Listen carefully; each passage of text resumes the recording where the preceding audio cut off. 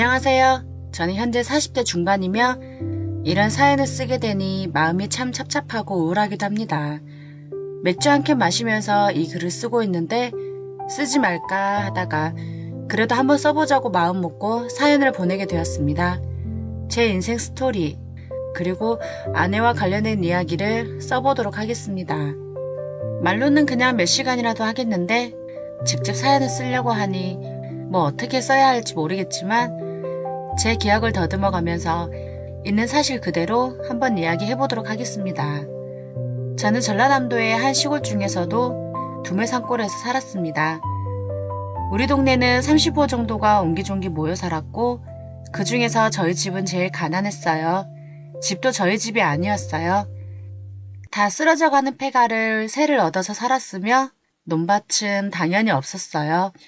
부모님께서 남의 논밭을 빌려 지으셨고 주인집에 새를 주고 나면 저희는 먹고 살 정도도 안 되었을 정도로 가난했었습니다. 그래도 부모님께서는 아이들을 많이 낳고 화목하게 살아가고 싶으시다면서 7명의 자녀들을 낳게 되었으며 아들은 2명이고 딸은 5명이었습니다. 전부 다 연년생으로 낳으셨는데 지금 생각하면 어머니는 여자로서 임신으로 인해 고생만 하신 것 같아 마음이 참 아픕니다. 저는 저희 집에서 장남이었고 제가 국민학교 5학년 때 부모님은 불의의 사고로 두 분이 동시에 세상을 떠나시고 말았습니다.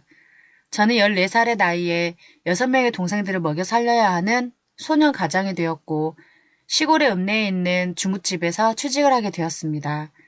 그곳에서 청소도 하고 짜장면 배달도 하였고 사장님께서 좋으신 분이어서 퇴근하고 집에 올 때는 김치도 주시고 사장님 집에 있는 음식도 싸주셨고 때로는 짜장도 만들어주셨어요. 저는 그걸로 동생들에게 배부르진 않지만 그런대로 맛있게 먹였어요. 동생들은 모두가 머리가 영리해서 늘 시험을 보면 100점을 맞았습니다. 선생님들께서는 저보다 동생들이 머리가 너무 좋다고 칭찬을 아끼시지 않으셨어요. 늘 1등을 하였고 100점도 거의 놓친 적이 없었어요. 동생들을 잘 먹이고 잘 키워야 한다는 생각에 일도 열심히 하고 공부도 열심히 했습니다. 저는 동생들을 가르치고 먹여 살려야 하기 때문에 중학교를 갈 수 없었습니다.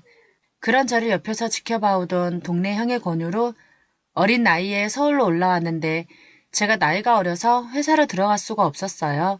하지만 다행히도 저는 15살 나이에도 키가 178이 되었고 회사 사장님께서 저보고 영화배우 같다고 칭찬을 해주시며 회사에 들어와도 된다며 사장님 추천으로 들어가게 되었습니다. 나이가 어리지만 회사에서 청소도 하고 회사 일도 하면서 검정고시 시험도 볼 수 있도록 회사 사장님께서 배려해 주셨습니다. 사장님께서 워낙 좋으신 분이라서 월급도 보통 회사원들하고 똑같이 주셨습니다. 그 월급으로 동생들을 가르치고 키워나갔습니다. 어느 날 사장님은 자기 집으로 같이 가서 저녁 식사를 하자고 하시는 겁니다. 맛있게 저녁을 먹고 나니 사장님께서 하실 말씀이 있다고 하시더군요. 내가 그동안 자네를 옆에서 묵묵히 지켜봐왔는데 착실한 데다가 일도 잘하고 게다가 공부까지 열심히 하는 걸 보니 너무 기특하더라고. 지낼 것도 마땅치가 않다고 들었는데 자네만 괜찮다면 우리 집에서 같이 살아도 좋아. 생각해보고 말해줘. 지금 바로 말해달라고 하진 않을 테니. 라고 제안을 해주셨습니다. 저는 같은 동네 형 집에서 여러 명이 같이 살았었고 너무 좁아서 힘들었었는데 사장님의 제안은 한 줄기 빛처럼 느껴졌습니다. 감사하다고 이 은혜 평생 잊지 않겠다고 말씀을 드렸고 며칠 뒤 많지는 않지만 짐을 싸서 사장님 집으로 들어갔습니다. 두 번째 방문이지만 사장님 집은 놀라울 정도로 컸습니다. 방도 6개나 있고 집안 인테리어 역시 멋있었습니다. 그렇게 감탄하고 있었을 때쯤 사장님께서 어떤 여자아이와 같이 제 방으로 들어오셨습니다. 사장님께서는 사모님은 3년 전에 암으로 돌아가셨고 중학생 외동딸이랑 산다고 하시며 옆에 여자아이를 송소원이라고 소개를 해주셨습니다. 오빠 안녕하세요. 앞으로 잘 부탁드려요. 저희 아빠는 워낙 덜렁대서 이것저것 잘 모르는 게 많아요. 제가 더 많이 하니까 저한테 물어보면 다 알려드릴게요. 하는 겁니다. 중학교 2학년이라서 정말 명랑하고 톡톡 튀는 성격이었습니다. 저를 처음 봤는데도 오빠라고 부르며 잘 따르더군요. 수원이를 보니 고향에 있는 동생들이 생각났습니다. 고향의 동생들은 작은 엄마께서 돌봐주고 계시는데 너무 힘들다고 하면서 저보고 서울로 데려가면 안 되겠냐고 자꾸 전화가 왔어요. 지금은 동생들을 데려갈 수 없고 돈을 벌면 데려가겠다고 했어요. 사장님 댁에서 사장님, 저, 소원, 일해주시는 아주머니 이렇게 네 사람이 살게 되었습니다. 사장님은 아들이 없으니 저를 아들처럼 대해주셨고 너무나 잘해주셨어요. 덕분에 검정고시를 봐서 중학교를 무사히 졸업하고 나니 사장님께서 고등학교로 가라고 말씀해 주셨습니다. 사장님께서는 저를 호적에 올리고 싶어 하셨어요. 저는 사장님께 고향 동생들이 6명 있다고 말씀을 드렸는데 사장님께서는 괜찮으니 동생들도 다 데리고 오라고 하시는 겁니다. 그러면서 그 동생들도 전부 사장님 호적에 올려준다고 하셨어요. 저는 너무 기뻤습니다. 사장님께서는 앞으로는 아버지라고 생각하고 아빠라고 부르라고 하셨어요. 저는 아직은 아빠라고 하기엔 조금 어색하고 쑥스러워요. 대신 아버지라고 할게요. 그게 더 편할 것 같고 더 익숙할 것 같아서요. 라고 말씀드리고 아버지라고 부르기 시작했습니다. 순식간에 저는 부잣집 큰아들이 되어버렸고 제 밑으로는 소원이를 포함해서 동생들이 7명이나 되어버렸습니다. 한순간에 인생 역전이 되어버렸고 바로 동생들을 서울로 데리고 와서 국민학교, 중학교에 전학을 시켰습니다. 바로 동생들하고 한 집에서 살게 되었고 소원이하고는 더욱 가까워졌으며 제가 고등학교를 졸업하고 S대를 입학하게 되었습니다. 우리나라 최고의 대학을 합격하게 되니 사장님과 소원이와 동생들이 너무 좋아했어요. 저는 동생들을 훌륭하게 키워야 했기에 공부를 더욱더 열심히 했고 아버지 회사 일도 틈틈이 도왔습니다. 소원이는 고등학교 1학년이 되면서 숙녀티가 물씬 풍겼고 너무나 이뻐지더군요. 어느덧 세월이 흘러 저는 대학교 졸업반이 되었고 소원이 역시 S대에 입학했어요. 늘 같이 붙어 다니다 보니 좋아하는 감정이 사랑의 감정으로 바뀌게 되었고 저희는 남매지간이지만 실제로는 남이잖아요. 연인관계로 발전해 나갔습니다. 제가 졸업하는 날 소원이하고 졸업 파티를 하다가 그만 금단의 선을 넘어버리고 말았습니다. 소원이와 저는 서로 첫 남자, 첫 여자였습니다. 아버지의 사업도 승승장구했는데 세계적인 금융위기가 와서 부도가 나버리고 말았습니다. 그 충격으로 인해 아버지는 쓰러지시고 말았고 얼마 지나지 않아 젊은 나이에 세상을 떠나버리고 말았습니다. 아버지께서 세상을 떠나니 회사와 저희가 살던 집은 순식간에 사라지고 말았어요. 저와 소원이, 동생들까지 길거리에 나앉게 돼버렸습니다. 소원이는 부잣집 외동딸이었지만 워낙 야무져서 휴학을 하고 닥치는 대로 일을 하기 시작했고 동생들 역시 고등학생들은 공부를 하였고 대학생들은 휴학을 해서 알바도 하고 취직도 해서 돈을 벌기 시작했습니다. 그렇게 다들 열심히 일해서인지 금방 돈이 모아지게 되었고 월세방을 탈출해서 방이 2칸 있는 전셋집을 얻게 되었습니다. 저는 제가 전공했던 쪽에서 사업을 시작하게 되었고 선배와 지인의 도움으로 2년 만에 100억대 매출을 올리는 회사로 급성장을 시켰습니다.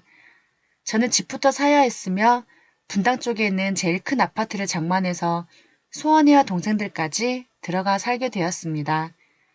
그날 소원이가 제일 많이 울었고 오빠 고생했다며 동생들이 있는 데서 저에게 오빠 정말 고생 많았어. 그리고 내가 지금 이렇게 기쁜 날에 꼭 해주고 싶었던 말이 있는데 오빠 나 오빠랑 결혼하고 싶어. 이렇게 듬직하고 믿음직한 남자는 내 평생 없을 것 같아. 오빠 옆에서 평생을 함께하고 싶어. 나랑 결혼해 줄래? 하며 프로포즈를 하더군요. 전에 여자한테 프로포즈를 받은 게 처음이라 얼떨떨했지만 너무 사랑스러운 소원이를 보니 이 여자라면 내가 평생 책임질 수 있겠다 생각했습니다. 바로 승낙을 하였고 동생들은 웃으면서 여동생이 오빠한테 무슨 결혼을 하자고 프로포즈를 하는 거야.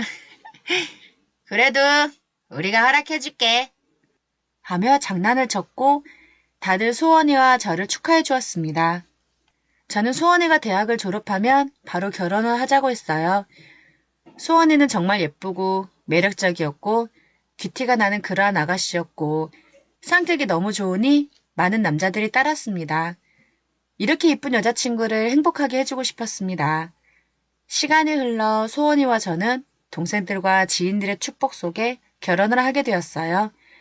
결혼을 하고 소원이는 저랑 같이 회사를 이끌어 나갔습니다. 아내는 사장님을 닮아 사업가 기질이 있었고 아내가 회사로 들어온 이후로 회사는 더 성장하게 되어 홍콩, 대만, 중국까지 진출할 정도로 회사는 점점 번창해 나갔습니다.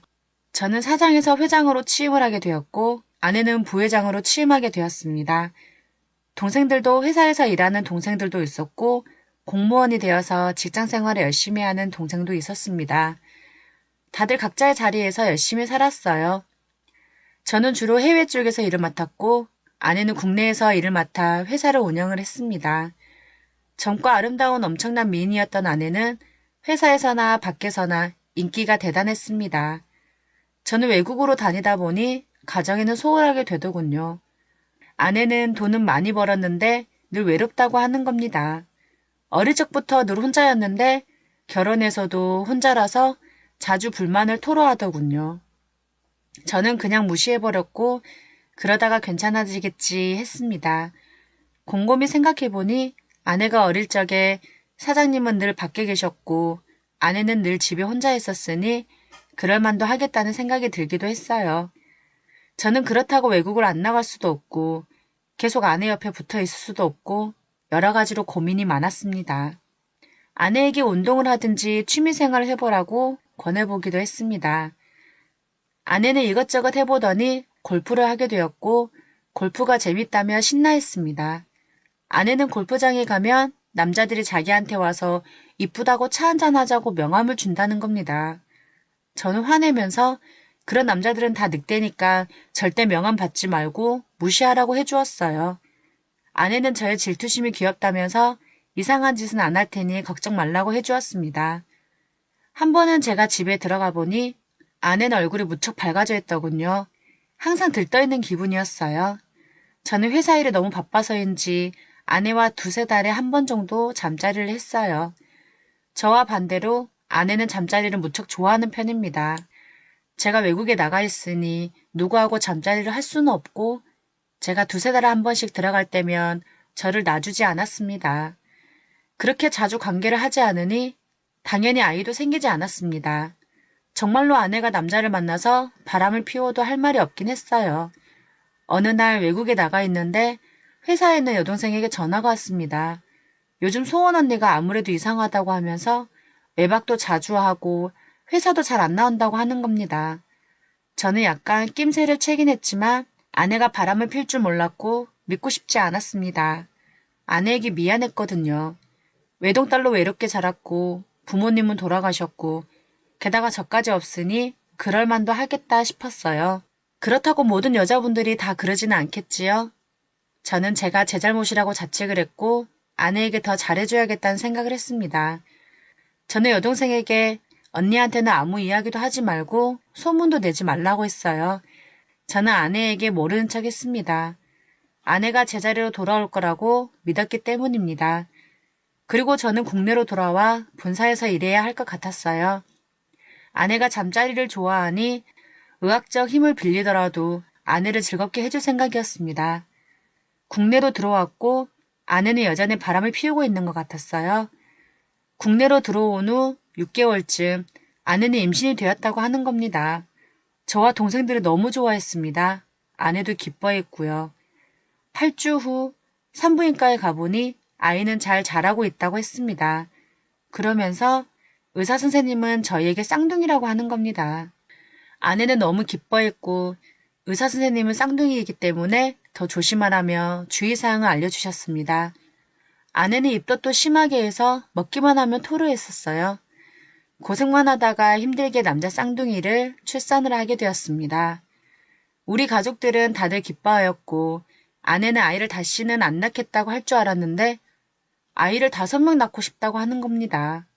자기는 너무 외롭게 자라서 그런다면서 오빠가 많이 도와주라고 하는 겁니다. 쌍둥이들은 건강하게 잘 커가고 있었고 아내는 몸조리를 하고 1년 후 또다시 임신을 하게 되었는데 검사를 해보니 또 쌍둥이였습니다. 이런 경우는 드물 것인데 저희 집은 아들 쌍둥이 부잣집이 되었어요. 쌍둥이를 무사히 출산을 하였고 저는 아이를 그만 낳자고 했습니다. 아내의 몸을 너무 혹사시킨 것 같아 미안했거든요. 하지만 아내는 이쁜 아이 딱 1명만 더 낳고 싶다고 하였고 2년 후 또다시 임신을 하였습니다. 아내와 똑 닮은 이쁜 여자아이를 낳았습니다. 아내가 예쁘니 제 딸도 너무 이뻤습니다. 아내와 관계도 자주 못하는데 임신이 된 것이 조금 의아하긴 했지만 제 아이를 낳아준 아내가 너무 사랑스러웠습니다. 세월이 흘러서 회사는 더 커져갔고 아내는 부회장 자리에서 물러났고 제 동생이 그 자리에 앉게 되었습니다. 우리 가족은 총 13명이 되는 대가족이 되어서 전원주택을 지었습니다. 수영장도 있고 아이들 놀이터도 만들고 골프 연습장도 만들어서 그 집으로 이사를 가게 되었습니다. 모든 가족이 모여서 살게 되었고 하루하루가 정말 이루 말할 수 없을 정도로 행복했습니다. 시간이 흘러 쌍둥이 아들들은 초등학교 1학년, 2학년, 막내딸은 유치원생이 되었어요. 일하시는 이모님들이 아이들을 잘 키워주셨고 아내는 늘 밖으로 나가 활동을 하였습니다. 그런데 남자 쌍둥이 4명은 커갈수록 저를 닮은 곳이 한 군데도 없는 겁니다. 그렇다고 장인어른을 닮은 것도 아니었어요. 귀여운 우리 막내딸만 아내를 닮았고 코는 저를 닮았습니다. 제 딸은 확실히 제 유전자가 들어간 듯한데 쌍둥이 아들들은 의심쩍더군요. 저는 조금 부끄러웠지만 유전자 검사를 하고 싶었고 그 결과에 대해서 죽을 때까지 함구하기로 했습니다. 저는 내 쌍둥이들을 친자 확인을 의뢰하였고 이 아이들이 제 아이이기를 바라고 또 바랬습니다. 그 결과는 제 기대와 달리 빨간 글씨로 불일치라고 적혀 있었습니다. 저는 참담하고 마음이 너무 아파했고 괴로웠습니다. 5명의 아이 중에 딸아이만 제 아이이고 쌍둥이는 남의 아이라니 이런 기막힌 일이 또 어디 있겠습니까? 그 순간 아내가 너무 믿고 꼴도 보기 싫었습니다. 아무리 외로워도 4명의 아이나 남의 아이를 갖다니. 그런데 한편으로는 치근하게 느껴지기도 했습니다. 저는 아무 말 없이 고향에 다녀온다며 차를 몰고 고향 부모님 산소로 갔습니다. 저는 오랜만에 부모님께 절을 올리고 소주도 한 잔 올렸습니다. 그리고 어머니, 아버지, 내 쌍둥이들이 제 아들이 아니랍니다. 아니래요. 남의 씨라고 하네요. 세상에 이런 일이 어디 있습니까? 그렇게 살아서 또 제 아내가 저 몰래 너무나도 미워요. 정말 미워요. 그런데 제 은인이셨던 사장님을 생각하면 또 참을 수밖에 없다는 게 너무 속상해요. 이 일을 어떻게 하면 좋을까요? 이 말도 안 되는 엄청난 상황을 어떻게 받아들여야 할지 너무 답답합니다. 하며 한참을 울며 소리를 질렀습니다. 그렇게 울고 나니 속이 뻥 뚫리더군요. 차마 사장님 산소 앞에 가서는 이런 말을 할 수가 없었어요. 그래서 부모님 산소에서만 하소연을 하고 집으로 돌아왔습니다. 차 안에서 많은 생각을 하였고 집에 돌아오니 아이들과 아내가 저를 반겨주더군요. 저는 평소처럼 아무렇지 않게 행동했지만 시간이 지나면 잊혀질 거라 생각하며 살아가고 있습니다. 외롭게 자란 아내를 용서하고 사랑하며 쌍둥이 4명도 사랑으로 제 아이처럼 키울 생각입니다. 여러분들께서는 답답한 사연이실지도 모르겠으나 제가 할 수 있는 최선의 방법이기에 저를 많이 응원해 주셨으면 좋겠습니다. 제 사연을 들어주셔서 감사합니다.